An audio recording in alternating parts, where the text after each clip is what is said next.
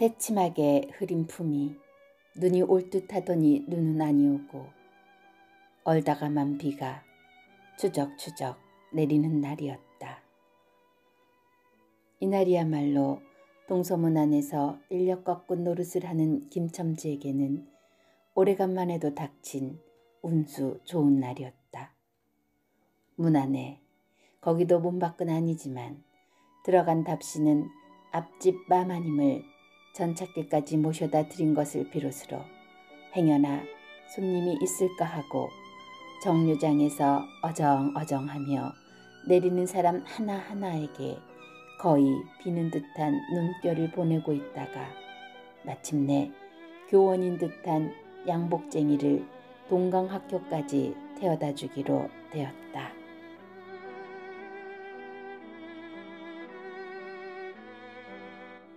첫 번에 30전, 둘째 번에 50전, 아침 대바람에 그리 흉치 않은 일이었다.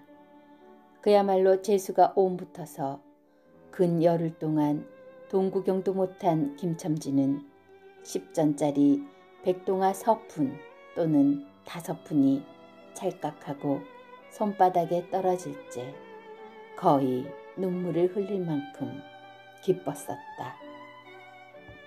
더구나 이날 이때에 이 80전이란 돈이 그에게 얼마나 유용한지 몰랐다. 컬컬한 목에 모주 한 잔도 적실 수 있거니와 그보다도 앓는 아내에게 설렁탕 한 그릇도 사다 줄 수 있습니다. 그의 아내가 기침으로 쿨룩거리기는 벌써 달포가 넘었다. 조밥도 굶기를 먹다시피 하는 형편이니 물론 약한 첩 써본 일이 없다. 구태여 쓰려면 못 쓸 바도 아니로되 그는 병이란 놈에게 약을 주어 보내면 재미를 붙여서 자꾸 온다는 자기의 신조에 어디까지 충실하였다.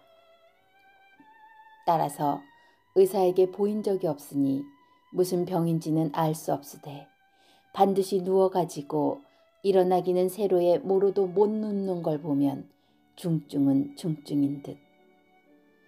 병이 이대로 심해지기는 열흘 전에 조밥을 먹고 체한 때문이다.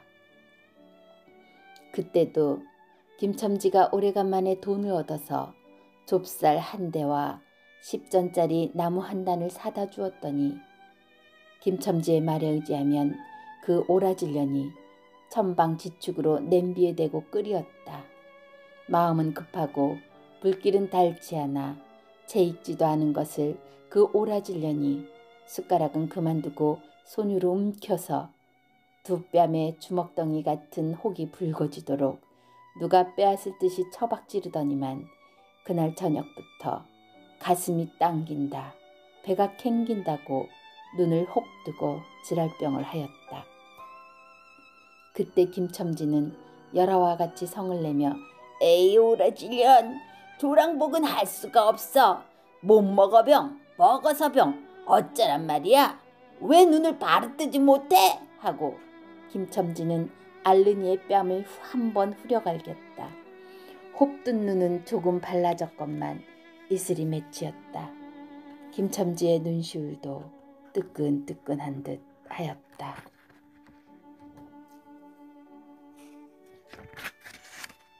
이 환자가 그러고도 먹는 데는 물리지 않았다. 사흘 전부터 설렁탕 국물이 마시고 싶다고 남편을 졸랐다. 이러한 오라질년, 조밥도 못 먹는 년이 설렁탕은 또 처먹고 지랄병을 하게? 라고 야단을 쳐보았건만 못 사주는 마음이 시원치는 않았다. 인제 설렁탕을 사줄 수도 있다. 앓는 어미 곁에서 배고파 보채는 개똥이 3살 먹이에게 죽을 사줄 수도 있다.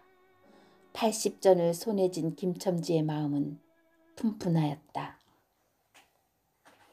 그러나 그의 행운은 그걸로 그치지 않았다. 땀과 빗물이 섞여 흐르는 목덜미를 기름주머니가 다 된 외목수건으로 닦으며 그 학교 문을 돌아 나올 때이었다. 뒤에서 이혁거 하고 부르는 소리가 난다. 자기를 불러 멈춘 사람이 그 학교 학생인 줄 김첨지는 한 번 보고 짐작할 수 있었다. 그 학생은 다짜고짜로 남대문 정거장까지 얼마요? 라고 물었다. 아마도 그 학교 기숙사에 있는 이로 동기방학을 이용하여 귀향하려 함이리라. 오늘 가기로 작정은 하였건만 비는 오고 짐은 있고 해서 어찌할 줄 모르다가 마침 김첨지를 보고 뛰어 나왔음이리라. 그렇지 않으면 왜 구두를 채 신지도 못해서 질질 끌고 비록 콧구라 양복일망정 노박이로 로비를 맞으며 김첨지를 뒤쫓아 나왔으랴. 남대문 정거장까지 말씀입니까? 하고 김첨지는 잠깐 주저하였다. 그는 이 우중에 우장도 없이 그 먼 곳을 철벅거리고 가기가 싫었음일까? 처음 것, 둘째 것으로 그만 만족하였음일까? 아니다. 결코 아니다. 이상하게도 꼬리를 맞물고 덤비는 이 행운 앞에 조금 겁이 났습니다. 그리고 집을 나올 때 아내의 부탁이 마음에 캥기었다. 앞집 마마한테서 부르러 왔을 때 병이는 그 뼈만 남은 얼굴에 유일의 생물 같은 유달리 크고 움푹한 눈에 애걸하는 빛을 띠며 오늘은 가지 말아요. 제발 덕분에 집에 붙어 있어요. 내가 이렇게 아픈데 라고 모기소리같이 중얼거리고 숨을 그르렁 그르렁 하였다.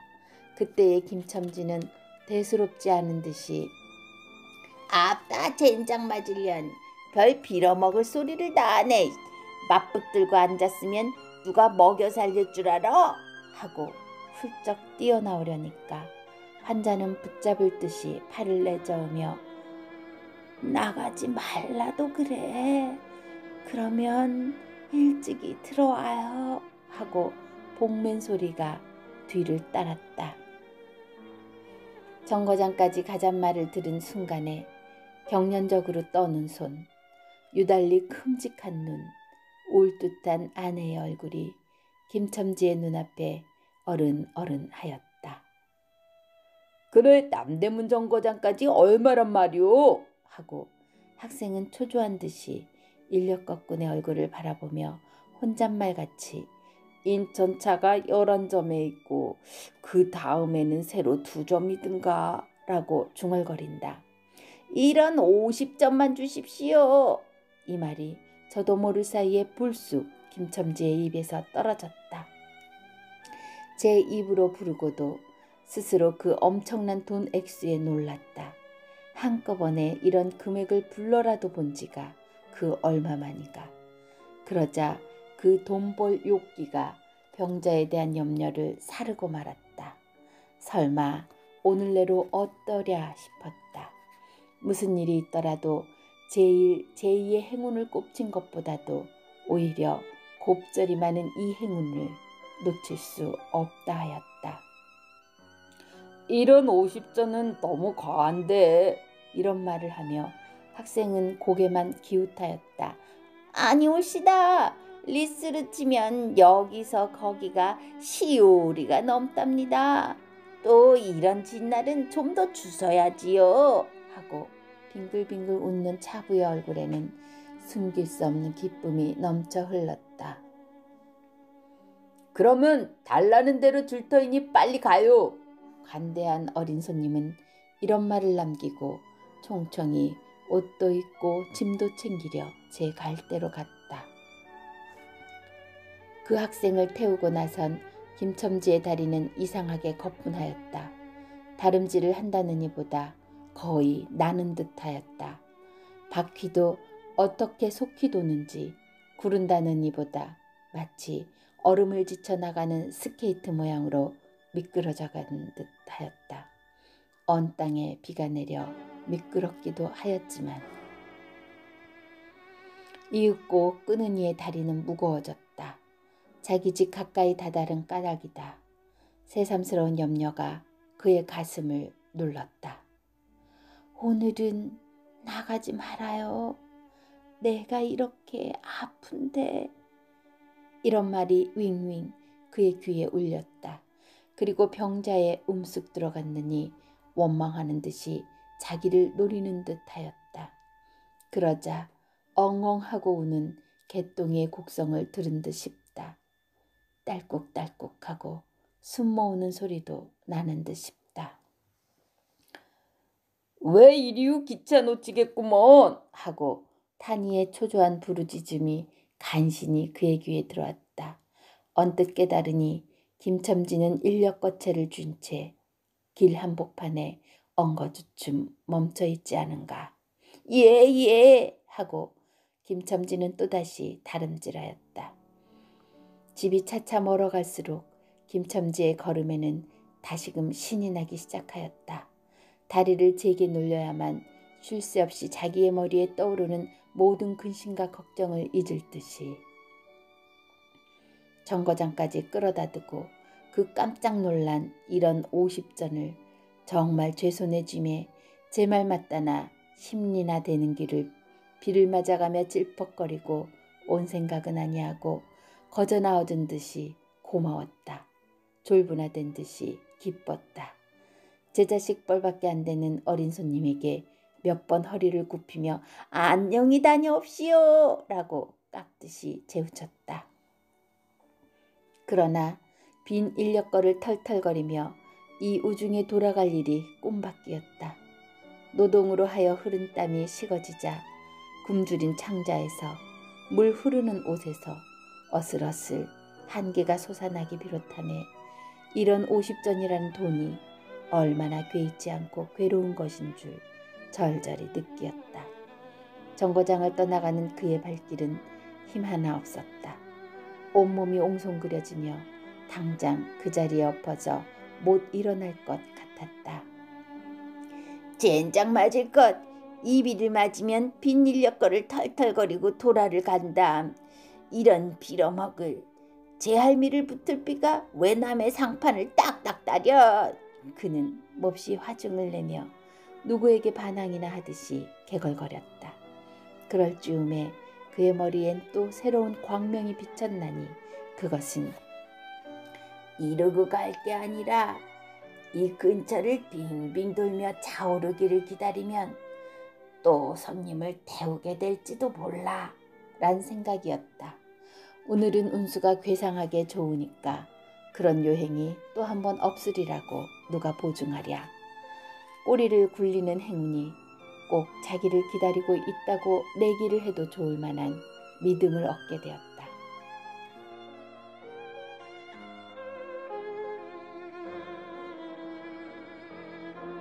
그렇다고 정거장 인력거꾼의 등살이 무서우니 정거장 앞에 섰을 수는 없었다. 그래 그는 이전에도 여러 번 해본 일이라 바로 정거장 앞 전차 정류장에서 조금 떨어지게 사람 다니는 길과 전찻길 틈에 인력거를 세워놓고 자기는 그 근처를 빙빙 돌며 형세를 관망하기로 하였다. 얼마 안에 기차는 왔고 수십 명이나 되는 손이 정류장으로 쏟아져 나왔다. 그 중에서 손님을 물색하는 김첨지의 눈엔 양머리에 지축 높은 구두를 신고 망토까지 두른 귀생 태물인 듯 남봉 여학생인 듯한 여편네 모양이 띄었다. 그는 슬근슬근 그 여자의 곁으로 다가들었다. 아씨, 인력것 아니 탓이랍시요. 그 여학생인지 만지가 한참은 매우 태가를 빼며 입술을 꼭 다문 채 김첨지를 거들떠보지도 않았다. 김첨지는 구걸하는 거지나 무엇과 같이 연회연방 그의 기색을 살피며 아씨, 정거장 애들보담 아주 싸게 모셔다 드리겠습니다. 댁이 어디신가요? 하고 추근추근하게도 그 여자의 들고 있는 일본식 버들고리 짝에 제 손을 대었다. 왜 이래? 남 귀치 않게.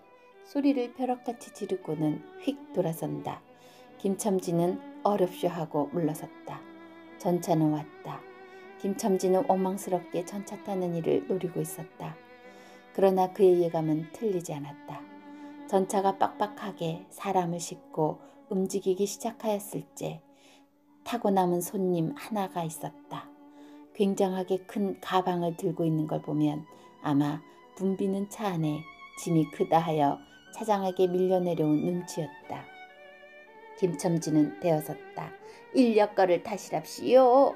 한동안 값으로 승강기를 하다가 60전에 인사동까지 태워다 주기로 하였다. 인력거가 무거워짐에 그의 몸은 이상하게도 가벼워졌고 그리고 또 인력거가 가벼워지니 몸은 다시금 무거워졌건만 이번에는 마음조차 초조해 온다. 집의 광경이 자꾸 눈앞에 어른거리어 인제 요행을 바랄 여유도 없었다. 나무뜬거리나 무엇 같고 제것 같지도 않은 다리를 연해 꾸짖으며 질팡갈팡 뛰는 수밖에 없었다. 저놈의 인력거꾼이 저렇게 술이 취해가지고 이 진땅에 어찌 가노? 라고 길 가는 사람이 걱정을 하리만큼 그의 걸음은 황급하였다. 흐리고 비오는 하늘은 어둠침침하게 벌써 황혼에 가까운 듯하다. 창경원 앞까지 다다라서야 그는 턱에 닿은 숨을 돌리고 걸음도 늦추 잡았다. 한 걸음 두 걸음 집이 가까워 갈수록 그의 마음조차 괴상하게 누그러웠다. 그런데 이 누그러움은 안심해서 오는 게 아니요 자기를 덮친 무서운 불행을 빈틈없이 알게 될 때가 박도한 것을 드리는 마음에서 오는 것이다. 그는 불행에 다닥치기 전 시간을 얼마쯤이라도 느리려고 버르적거렸다. 기적에 가까운 벌이를 하였다는 기쁨을 할 수 있으면 오래 지니고 싶었다. 그는 두리번 사면을 살피었다. 그 모양은 마치 자기 집 곧 불행을 향하고 달려가는 제 다리를 제 힘으로는 도저히 어찌할 수 없으니 누구든지 나를 좀 잡아다오, 구해다오 하는 듯하였다. 그럴 즈음에 마침 길가의 선술집에서 그의 친구 치삼이가 나온다. 그의 우글쭈글 살찐 얼굴에 주흥이 돋은 듯 온 턱과 뺨을 시커멓게 구렛나룻이 덮였거든. 노루탱탱한 얼굴이 바짝 말라서 여기저기 고랑이 파이고 수염도 이때야 턱 밑에만 마치 솔잎송이를 거꾸로 붙여놓은 듯한 김첨지의 풍채하고는 기이한 대상을 짓고 있었다. 여보게 김첨지, 자네 문 안 들어갔다 오는 모양일세 그려. 돈 많이 벌었을 테니 한 잔 빨리게. 뚱뚱 보는 말라깽이를 보던 맛에 부르짖었다. 그 목소리는 몸짓과 딴판으로 연하고 싹싹하였다. 김첨지는 이 친구를 만난 게 어떻게 반가운지 몰랐다. 자기를 살려준 은인이나 무엇같이 고맙기도 하였다. 자네는 벌써 한잔한 모양일세 그려. 자네도 오늘 재미가 좋아 보이 하고 김첨지는 얼굴을 펴서 웃었다. 아따, 재미 안 좋고 술 못 먹을랜가? 그런데 여보게, 자네 왼몸이 어째 물독에 빠진 새양지 같은가? 어서 이리 들어와 말리게. 선술집은 훈훈하고 따뜻하였다. 추어탕을 끓이는 솥뚜껑을 열 적마다 뭉게뭉게 떠오르는 흰김, 석쇠에서 뻐지짓 구워지는 너비하니 굴이며 제육이며 간이며 콩팥이며 북어며 빈대떡, 이 너저분하게 늘어놓인 안주탁자, 김첨지는 갑자기 속이 쓰려서 견딜 수 없었다. 마음대로 할량이면 거기 있는 모든 먹은 먹이를 모조리 깡그리 집어삼켜도 시원치 않았다. 하되 배고픈 이는 위선 분량 많은 빈대떡 2개를 쪼이기를 하고 추어탕을 한 그릇 청하였다. 줄인 창자는 음식 맛을 보더니 더욱더욱 비어지며 자꾸자꾸 드리라 하였다. 순식간에 두부와 밑꿀이 든 국 한 그릇을 그냥 물같이 들이켜고 말았다. 셋째 그릇을 받아들었을 때 데우던 막걸리 곱빼기 2잔이 더웠다. 치삼이와 같이 마시자 원혼이 비었던 속이라 찌르르 하고 창자에 퍼지며 얼굴이 화끈하였다. 눌러 곱빼기 한 잔을 또 마셨다. 김첨지의 눈은 벌써 개게 풀리기 시작하였다. 석쇠에 얹힌 떡 2개를 숭덩숭덩 썰어서 볼을 볼룩거리며 또 곱빼기 2잔을 부으라 하였다. 치삼은 의아한 듯이 김첨지를 보며 여보게 또 붓다니 벌써 우리가 넉 잔씩 먹었네. 돈이 40전일세 라고 주의시켰다. 아따 이놈아, 40전이 그리 끔찍하냐. 오늘 내가 돈을 막 벌었어. 참 오늘 운수가 좋았느니. 그래, 얼마를 벌었단 말인가? 30원을 벌었어. 30원을. 이런 젠장 맞을 수를 왜 안 부어? 괜찮다 괜찮다. 막 먹어도 상관이 없어. 오늘 돈 산더미 같이 벌었는데. 이 사람 취했군. 그만두세. 이놈아, 그걸 먹고 취할래냐? 어서 더 먹어. 하고는 치삼이의 귀를 잡아채며 취한이는 부르짖었다.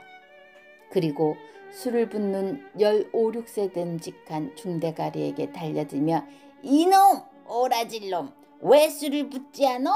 라고 야단을 쳤다. 중대가리는 히히 웃고 치삼을 보며 문의하는 듯이 눈짓을 하였다. 주정꾼이 이 눈치를 알아보고 화를 버럭내며 내미를 붙을 이 오라질 놈들 같으니 이놈 내가 돈이 없을 줄 알고 하자마자 허리춤을 흠칫흠칫하더니 1원짜리 한 장을 꺼내어 중대가리 앞에 펄쩍 집어던졌다. 그 사품에 몇 푼 운전이 짤그랑하며 떨어진다. 여보게 돈 떨어졌네. 웬 돈을 막 껴왔나? 이런 말을 하며 치삼은 일변 돈을 줍는다. 김첨지는 취한 중에도 돈의 거처를 살피려는 듯이 눈을 크게 떠서 땅을 내려다보다가 불시에 제 하는 짓이 너무 더럽다는 듯이 고개를 소스라치자 더욱 성을 내며 봐라봐 이 더러운 놈들아. 내가 돈이 없나? 다리 뼈다구를 꺾어 놓을 놈들 같으니 하고 치삼이 주어주는 돈을 받아 이 원수의 돈, 이 육실을 할 돈 하면서 팔매질을 친다. 벽에 맞아 떨어진 돈은 다시 술 끓이는 양푼에 떨어지며 정당한 매를 맞는다는 듯이 쨍하고 울렸다. 곱빼기 2잔은 또 부어질 겨를도 없이 말려가고 말았다. 김첨지는 입술과 수염에 붙은 술을 빨아들이고 매우 만족한 듯이 그 솔잎송이 수염을 쓰다듬으며 또 부어 또 부어 라고 외쳤다. 또 한 잔 먹고 나서 김첨지는 치삼의 어깨를 치며 문득 껄껄 웃는다. 그 웃음소리가 어떻게 컸던지 술집에 있는 이의 눈은 모두 김첨지에게로 몰렸다. 웃는 이는 더욱 웃으며 여보게 치삼이 내 우스운 이야기 하나 할까? 오늘 손을 떼고 정거장에 가지 않았겠나? 그래서 갔다가 그저 오기가 안 됐네 그려. 그래 전차 정류장에서 얼음얼음하며 손님 하나를 태울 궁리를 하지 않았나? 거기 마침 마마님이신지 여학생님이신지 요새야 어디 돈다니와 아가씨를 구별할 수가 있든가. 망토를 잡수시고 비를 맞고 서 있겠지. 슬근슬근 가까이 가서 인력거를 타시렵시오 하고 손가방을 받으려니까 내 손을 탁 뿌리치고 획 돌아서더니만 왜 남을 이렇게 귀찮게 굴어? 그 소리야말로 꾀꼬리 소리지. 김첨지는 교묘하게도 정말 꾀꼬리 같은 소리를 내었다. 모든 사람은 일시에 웃었다. 빌어먹을 깍쟁이 같은 년. 누가 저를 어쩌나? 왜 남을 귀찮게 굴어? 아이고 소리가 최신도 없지. 웃음소리들은 높아졌다. 그러나 그 웃음소리들이 사라지기 전에 김첨지는 훌쩍훌쩍 울기 시작하였다. 치삼은 어이없이 주정뱅이를 바라보며 금방 웃고 지랄을 하더니 우는 건 또 무슨 일인가? 김첨지는 연애 코를 들이마시며 우리 마누라가 죽었다네. 뭐? 마누라가 죽다니? 언제? 이놈아 언제는 오늘이지. 애끼 미친놈 거짓말 말어. 거짓말은 왜? 참말로 죽었어. 참말로. 마누라 시체를 집에 뻗을쳐 놓고 내가 술을 먹다니. 내가 죽일 놈이야. 죽일 놈이야. 하고 김첨지는 엉엉 소리를 내어 온다. 치삼은 흥이 조금 깨어진 얼굴로 원 이 사람이 잔말을 하나 거짓말을 하나 그러면 집으로 가세 가 하고 오눈이의 팔을 잡아당겼다. 치삼이 잡는 손을 뿌리치더니 김첨지는 눈물이 글썽글썽한 눈으로 싱그레 웃는다. 죽기는 누가 죽어? 하고 득이가 양양. 죽기는 왜 죽어? 생떼같이 살아만 있단다. 그 오라질년이 밥을 죽이지. 인제 나한테 속았다. 하고 어린애 모양으로 손뼉을 치며 웃는다. 이 사람이 정말 미쳤단 말인가? 나도 아주머니가 앓는단 말은 들었는데 하고 치삼이도 어느 불안을 느끼는 듯이 김첨지에게 또 돌아가라고 권하였다. 안 죽었어. 안 죽었대도 그래. 김첨지는 화증을 내며 확신 있게 소리를 질렀으되 그 소리엔 안 죽은 것을 믿으려는 애쓰는 가락이 있었다. 기어이 이런 어치를 채워서 곱빼기 한 잔씩 더 먹고 나왔다. 구준비는 의연히 추적추적 내린다. 김첨지는 취중에도 설렁탕을 사가지고 집에 다다랐다. 집이라 해도 물론 셋집이요.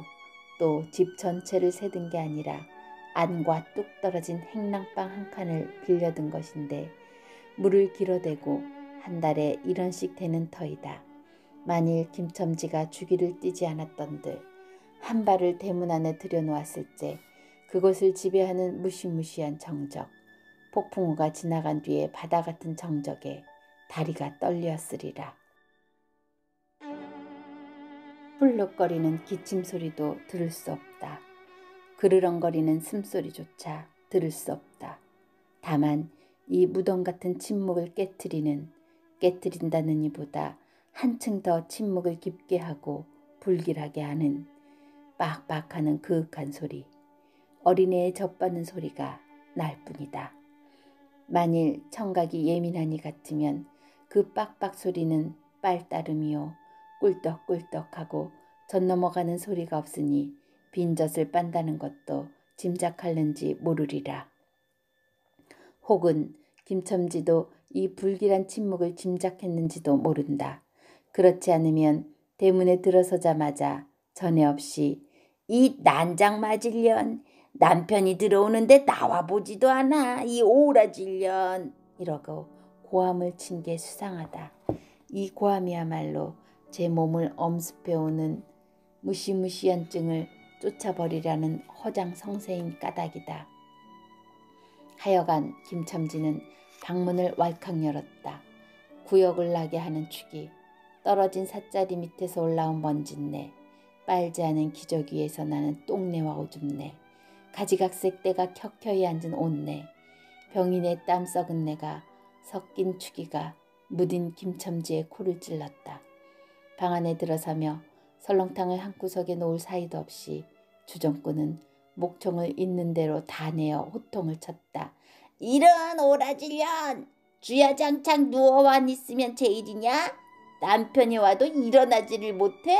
라는 소리와 함께 발길로 누운 이의 다리를 몹시 찼다. 그러나 발길에 차이는 건 사람의 살이 아니고 나무 뜬골과 같은 느낌이 있었다. 이때에 빡빡 소리가 응아 소리로 변하였다. 개똥이가 물었던 젖을 빼어놓고 운다. 운데도 온 얼굴을 찡그려 붙여서 운다는 표정을 할 뿐이다. 응아 소리도 입에서 나는 게 아니고 마치 뱃속에서 나는 듯 하였다. 울다가 목도 잠겼고 또 울 기운조차 시진한 것 같다. 발로 차도 그 보람이 없는 걸 보자 남편은 아내의 머리맡으로 달려들어 그야말로 까치집 같은 환자의 머리를 꺼들어 흔들며 이년아 말을 해 말을. 입이 붙었어 이 오라질년.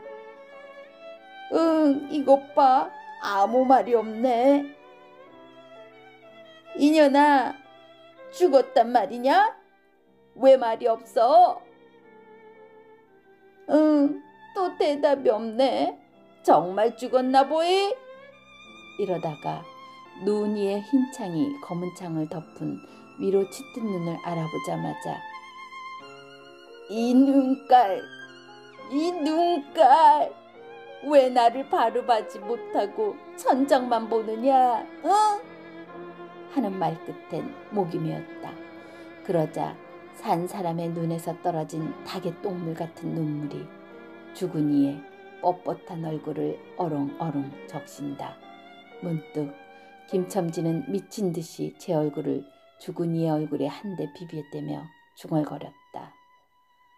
설렁 땅을 사다 놓았는데 왜 먹지를 못하니? 왜 먹지를 못하니? 괴상하게도 오늘은 운수가 좋더니만.